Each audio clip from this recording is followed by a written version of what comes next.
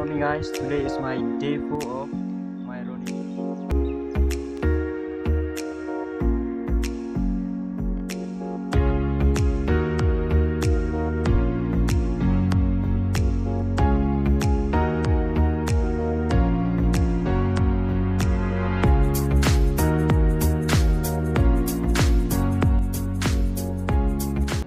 As you can see, this is on the way to Polo. And this on the way to Nongmensong, Pynthor, and today I have to go by this way. This way, on the way to Mawpat, Lumshyiap. I have to come back by this way.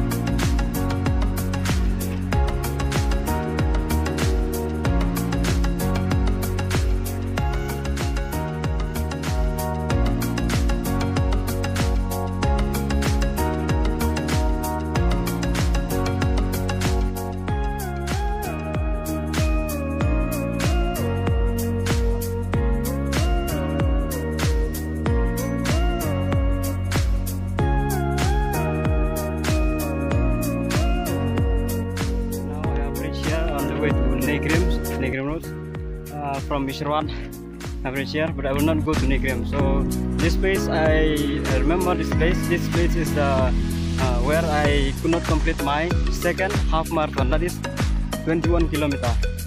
I came from that way. There's a road to see from Nongmensong. I came from there.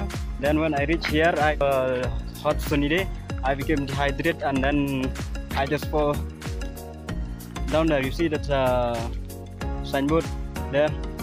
Right there I fall, and then the volunteer take me to the hospital. I reach hospital for the first time in my life. That also not due to sickness or anything, but due to running, dehydration. But that will not stop me to run again. I just love to run again. Oof. Until now I have run kanosnem. Pra hachpo karasnem adan lamare. Wait, simbut. Anda wait ni kalanti ban Nongmensong.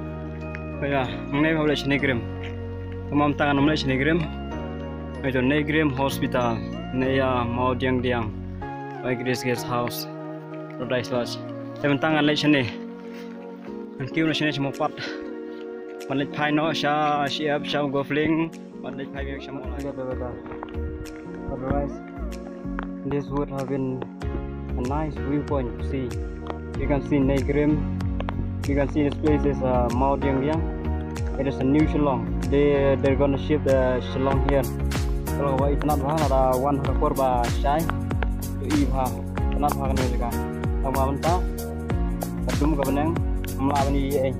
Kamu clear ba? The sky is not clear. It's raining. That's why. So we cannot see anything. Just white cloud. Like this. Okay. Maybe next time. One yang buat ukor sini lah. Very clear kalau di mana. Very clear bang, apa ni? Very cloudy betul. Sama lagi. Mana?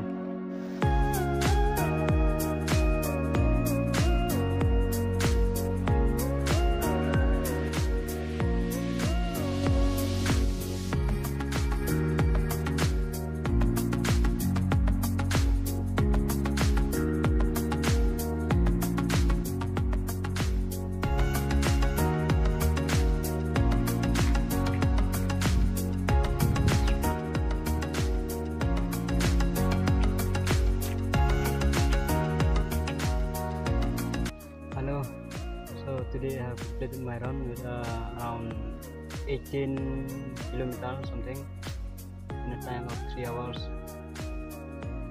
Today the rain also, due to the rain, mawroh hop slap thut kemarin.